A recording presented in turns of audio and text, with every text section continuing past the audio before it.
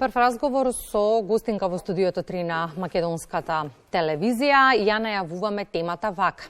Бројот на граѓани кои го осигурале својот живот според најновите податоци надмина 15% од целото население или прецизно во бројки повеќе од 278.000.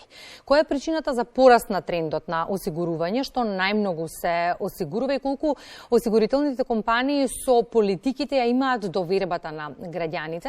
Е тема на која што разговараме ова утро со Ратка Целаковски, координатор на дирекцијата во Агенцијата за супервизија и осигурување, кое што меѓу другото е независно регулаторно тело кое го регулира пазарот на осигурување. Добро утро и добре ни дојдовте.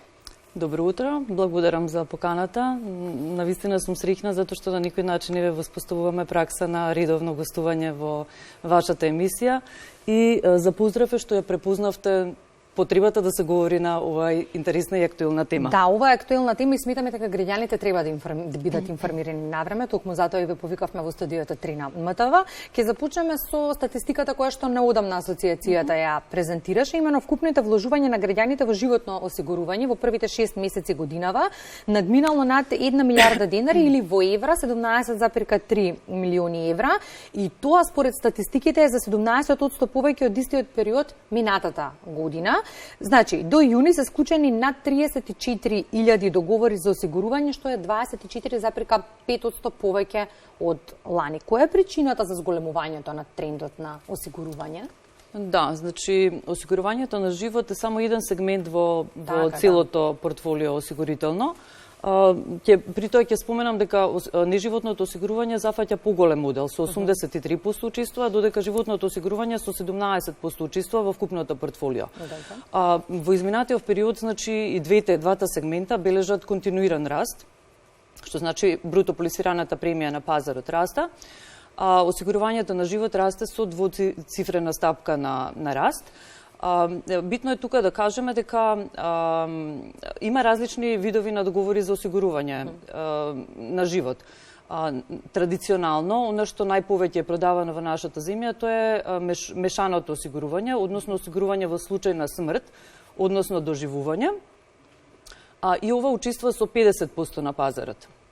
Додека втор тип на договор за осигурување на живот, тоа е осигурување во случај на смрт или познато како ризико осигурување.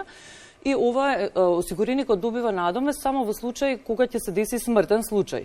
Ова осигурување се поврзува со отплатата на кредит и во последниве години бележиме тука континуиран пораст на ова осигурување. Вие прашавте на што се должи, во еден сегмент на порастот во класата на осигурување во случај на смрт. Понатаму, и тоа учество е 17%, согласно нашите последни податоци. Понатаму исто порастот се должи и на зголемување на договорите во сегментот на осигурување на живот, каде што инвестициониот ризик е натовар на осигуреникот или ова осигурување е познато како unit linked. Помеѓу населението. Станува збор за еден мощен, комплексен, сложен производ, каде што ризикот го сноси осигуреникот. Значи, уплатите на премиите се вложуваат во инвестициони фондови по избор на самиот осигуреник. И тука е битно да се каже, значи, за гледачите, дека ова осигурување, да, носи приходи, но може да носи и голем ризик. Затоа треба, кога се купува ваков вид на производ, осигурениците добро да се запознаат со тоа што купуваат, за каков производ станува збор, со какви ризици ќе се соочат во текот на периодот додека важи ова осигурување, дали воопшто може да се раскине договорот за осигурување. Односно, едно резиме да направиме, кога се купува осигурување на живот, осигурениците што треба да знаат? Треба да знаат за кој временски период се однесува тоа осигурување, понатаму за какви видови на ризици, да се свесни дали во текот на осигурувањето ќе имаат парични средства да го отплаќаат тоа осигурување. И многу е битно, значи, кога ги пополнуваат прашалниците при купување на ова осигурување, да бидат искрени во одговорите. за да може врз основа на тоа да се создаде една реална премија која што осигуреникот ќе ја плаќа во тој период на важење на договорот. Споменавте се склучуваат полиси за животно осигурување, но и за неживотно. По какви се основи склучуваат граѓаните полиси за осигурување? Што се осигуруваат? Да, значи, најзастапено е задолжителното осигурување, она што е познато кај населението како автомобилска одговорност и зелена карта, значи со 49% во вкупното портфолио. После, значи, следува осигурување на имоти, осигурување на незгода, тоа се вака најзастапените видови на осигурување. Агенцијата за супервизија на осигурување, споменав и во најавата, е независно регулаторно тело кое го регулира пазарот на осигурување и меѓу другото врши надзор на работата на осигурителните компании, па во тој контекст колку граѓаните им веруваат на осигурителните компании, односно колку тие со политиките на работа ја заслужуваат довербата на нас граѓаните? Така, значи довербата сите знаеме дека многу тешко се стекнува, но се губи многу лесно. И довербата може да се стекне со доброто однесување на пазарните субјекти. Значи, кога зборувам пазарни субјекти, мислам пред се на друштвата за осигурување, но имаме и посредници во осигурувањето. Тука се осигурително-брокетските друштва и друштвата за застапување во осигурување, кои што се исто многу битни при продажба на договорите за осигурување. Исто така, тука, како што споменавте вие, како регулатор е Агенцијата за супервизија на осигурување, која што наметнува правила и прописи како овие пазарни субјекти треба да се однесуваат. Инсистира на транспарентност од страна на пазарните субјекти, а пазарните субјекти ја имаат улогата да го мерат задоволството на клиентите и да видат дали довербата на клиентите кај нив е навистина на задоволително ниво или не.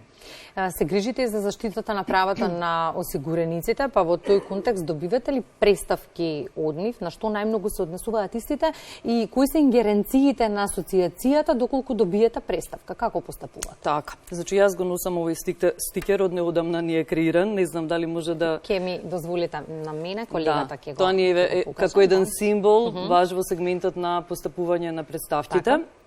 Ние имаме законска основа согласно која имаме, значи, надлежност да постапуваме по представки.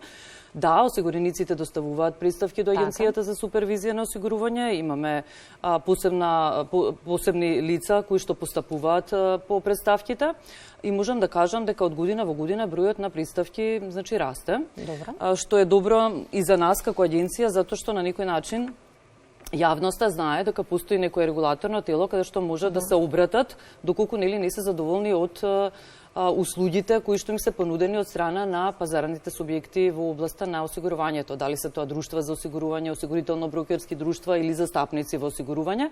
Значи имаат право осигурениците да поднесат представка преку пошта, значи во архивата на агенцијата, но исто така и електронски. Ние имаме посебен портал за таа намена, каде што во чекори е објаснето на кој начин може да се поднесе представка по електронски пат, значи во интерес на времето на самите осигуреници. И која е постапката понатаму? Како реагирате?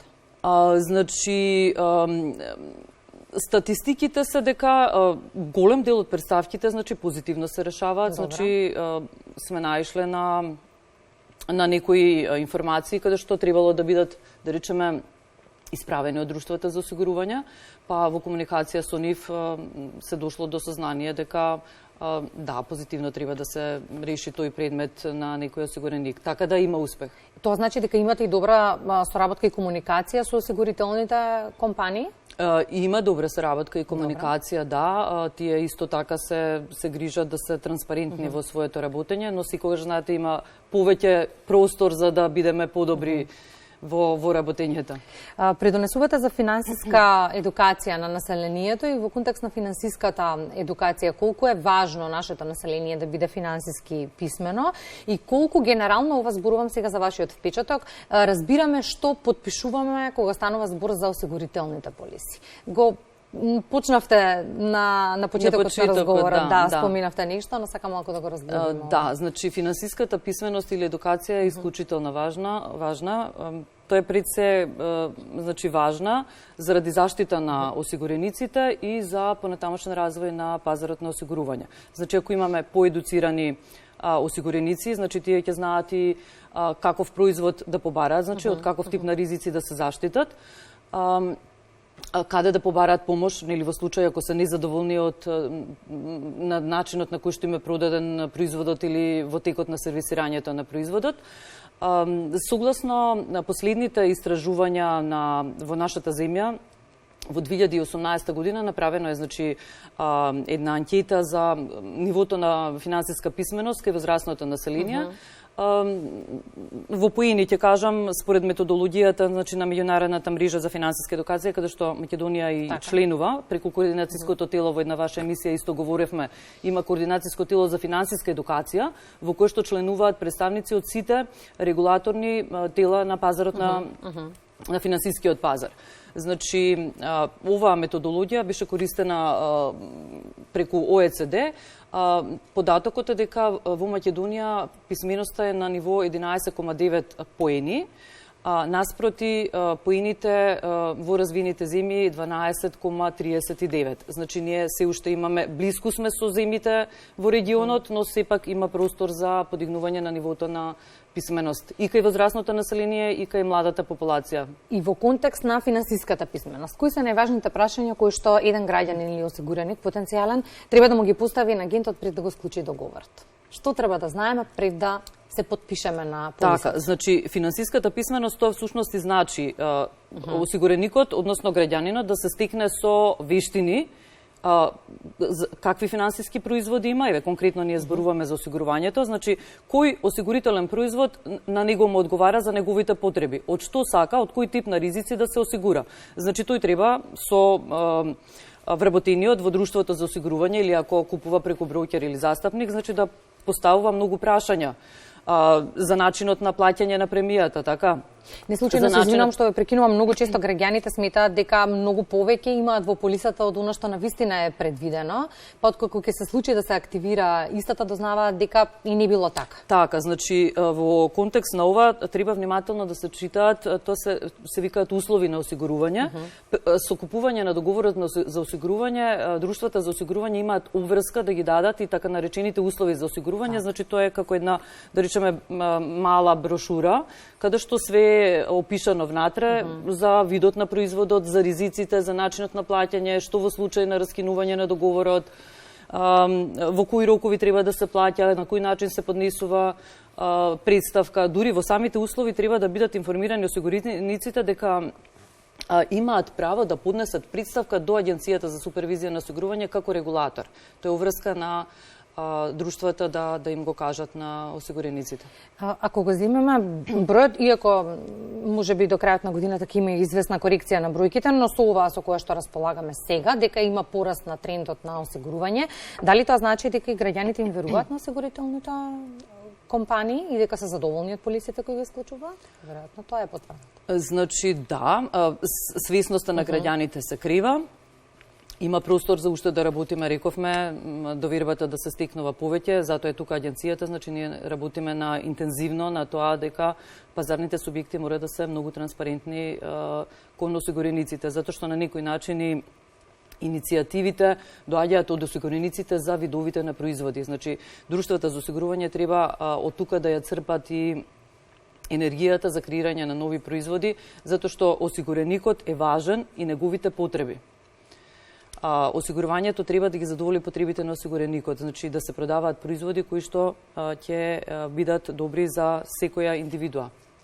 И јас искрено се надевам дека и во периодот кој што следува повторно ќе зборуваме на ова тема. Со сите она се разбира што ќе биде ново и актуелно, а нам ни го привлече вниманието, информацијата за порастот на бројот на животното осигурување на полисите. Благодарам, Радка, за гостувањето. Секако ние сме отворени за соработка во секое време. Благодарам.